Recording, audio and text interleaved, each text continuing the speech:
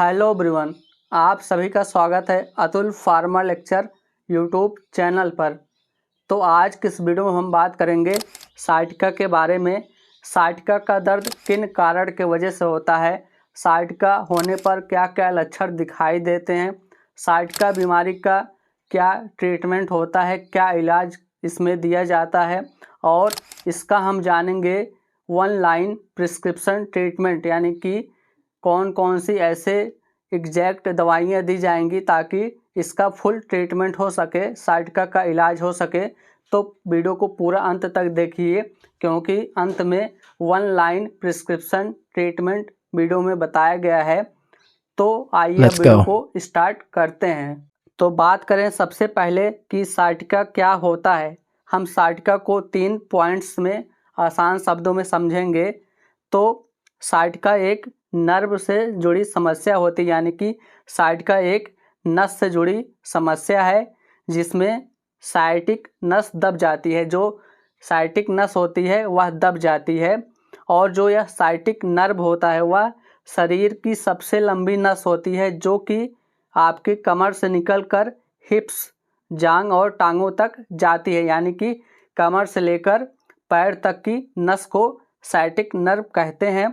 और जब यह नस दब जाती है, यानी कि जो साइटिक नर्व होता है वह दब जाती है या उसमें सूजन आ जाती है, तो इंसान को बहुत तेज़ी से दर्द होने लगता है और इसी कंडीशन को साइटिका कहते हैं। यानी कि कुल मिलाकर जब साइटिक नर्व जो यानी कि साइटिक नस होती हैं, जो कि आपके कमर से लेकर आपके टांगों तक, यानी कि पैर के निचले हिस्से तक की जो नस होती हैं उसको साइटिक नर्व कहते हैं, वह दब जाती है। तो दबने के वजह से आपके उस जगह पर बहुत तेज़ सेंसेशन पेन होने लगता है, यानी कि दर्द होने लगता है। तो उसी कंडीशन को साइटिका कहते हैं। हम साइटिक नर्व को अब थोड़ा फिगर के माध्यम से समझते हैं कि यह नस कहाँ से कहाँ तक फैली हुई है।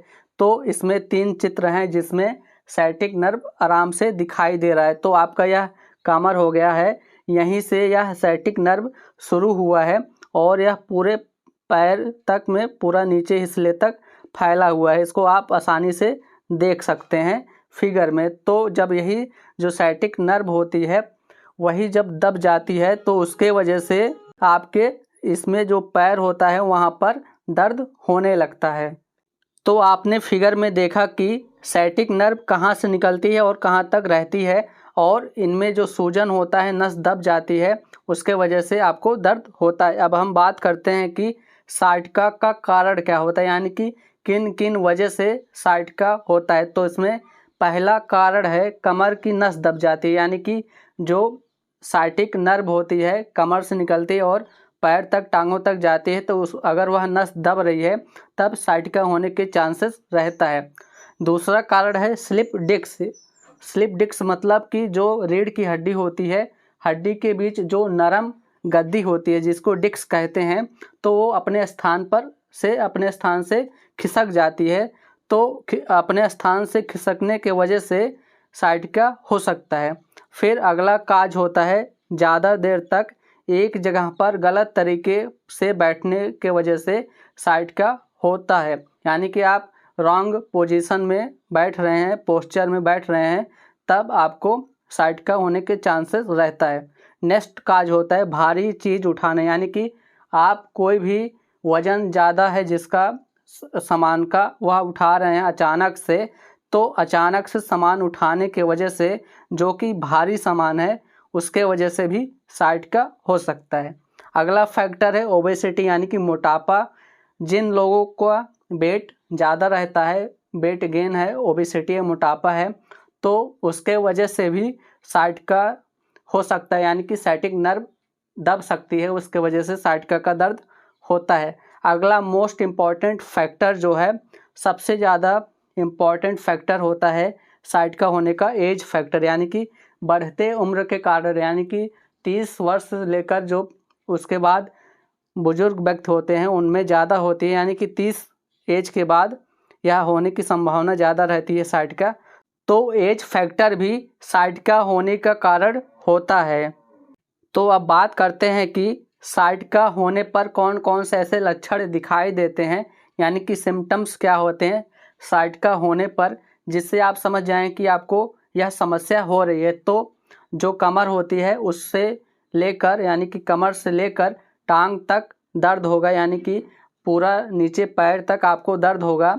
और नेक्स्ट सिम्टम होता है एक पैर में जलन होगा या झंझनाहट होगा एक पैर में, तो भी आप समझ जाइए कि इसका लक्षण है कि साइटिका होने का। फिर नेक्स्ट सिम्टम है बैठने पर या खड़े होने पे आपको दिक्कत हो रहा है, तब भी आप समझ सकते हैं कि साइटिका का सिम्टम हो सकता है। नेक्स्ट सिम्टम है पैर में कमजोरी महसूस होना, यानी कि पैर में आपके कमजोरी महसूस हो रहा है, चलने फिरने में दिक्कत आ रहा है, तो ये भी साइटिका का सिम्टम हो सकता है।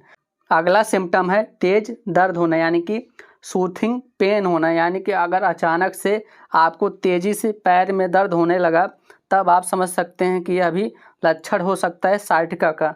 फिर अगला एक इम्पॉर्टेंट सिम्टम है जो कि है पैर सुन्न हो जाना, यानी कि आपका पैर सुन्न हो जा रहा है, तो ये भी लक्षण होता है साइटिका होने का। अब बात करते हैं कि साइटिका होने पर इसका क्या इलाज किया जाता है, कौन कौन से ऐसे टैबलेट मेडिसिन क्रीम्स चलाए जाते हैं ताकि साइटिका ठीक हो सके, इसका पूरा इलाज हो सके। तो इसमें हमने 5 कैटेगरी में इसको डिवाइड किया गया है जो मेडिकल ट्रीटमेंट किया जाता है। तो इसमें है पहला, आप पेन किलर्स टैबलेट देंगे और उसके साथ मसल रिलैक्सेंट भी दवा देंगे।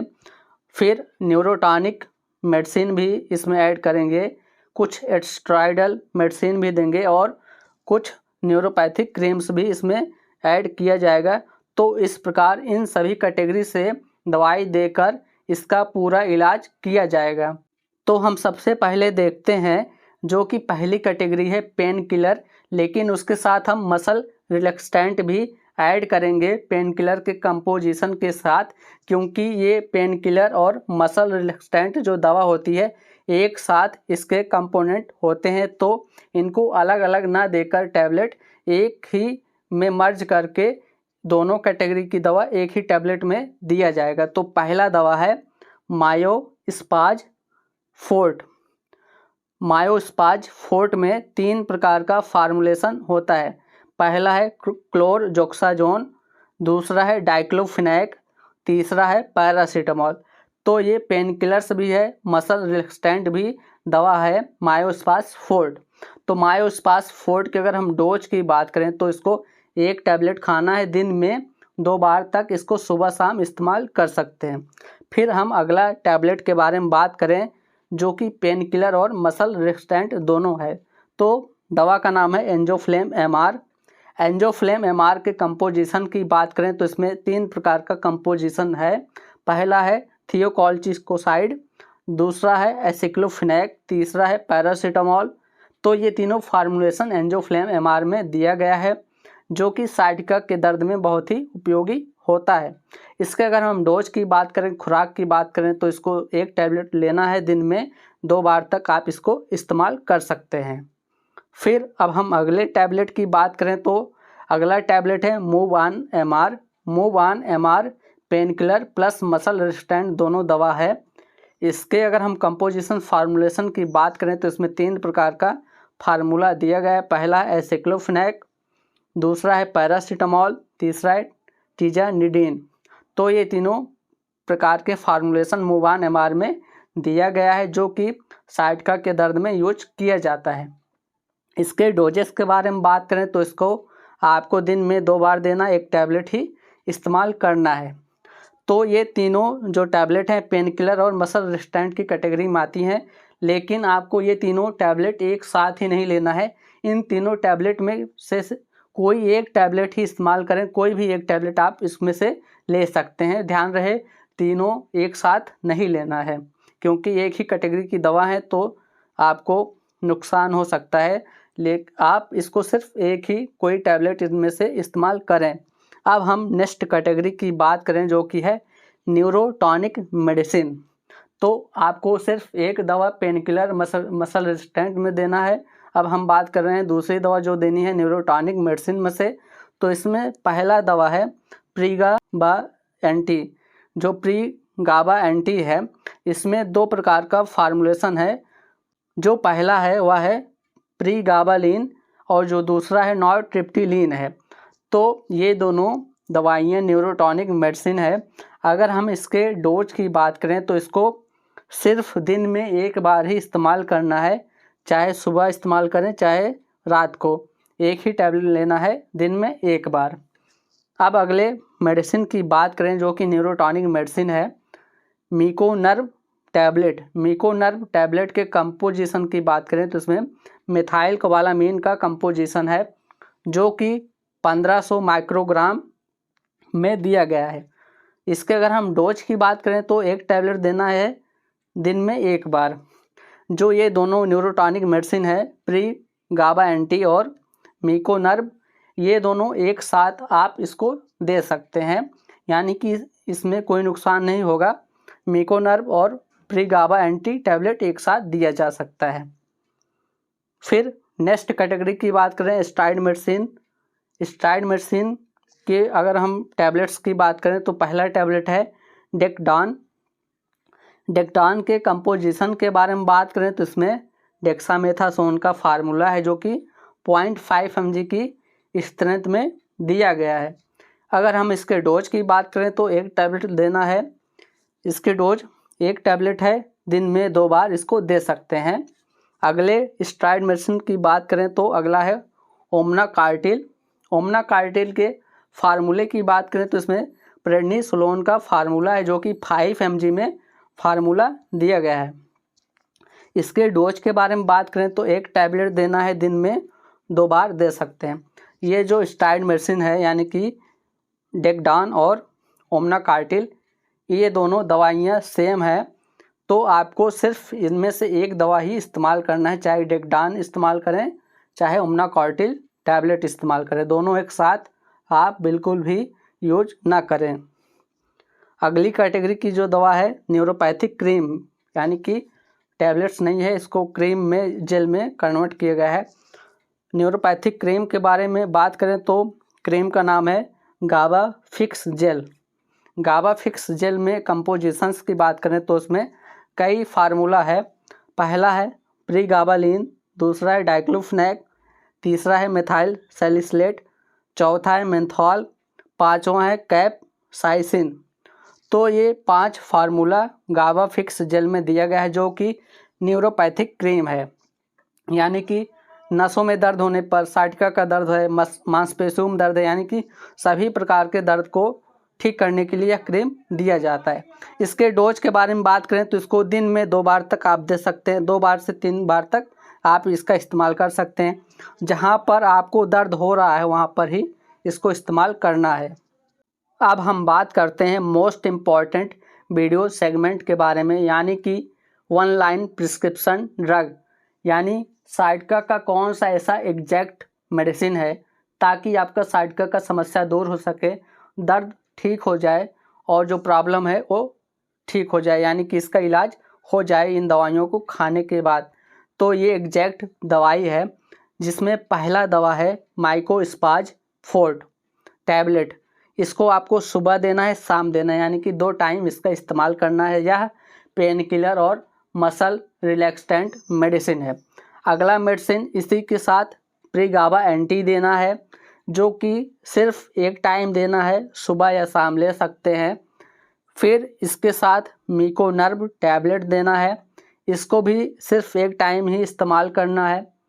इसी के साथ डेक्डान टैबलेट देना है, जो कि आप सुबह और शाम इसको इस्तेमाल कर सकते हैं। प्रीगाबा एंटी और मिकोनर्व अभी जो हमने बताया यह न्यूरोटॉनिक मेडिसिन है, और जो डेक्डान है यह स्टेरॉइड मेडिसिन है। अब हम नेक्स्ट मेडिसिन की बात करें जो कि गाबा फिक्स क्रीम है। गाबा फिक्स क्रीम को दिन में 2 से 3 बार तक अप्लाई कर सकते हैं, जहां पर आपको दर्द हो रहा है, यानी कि अफेक्टेड एरिया में लगा सकते हैं। तो ये 4 प्रकार के टैबलेट खाना है और एक क्रीम यूज करना है।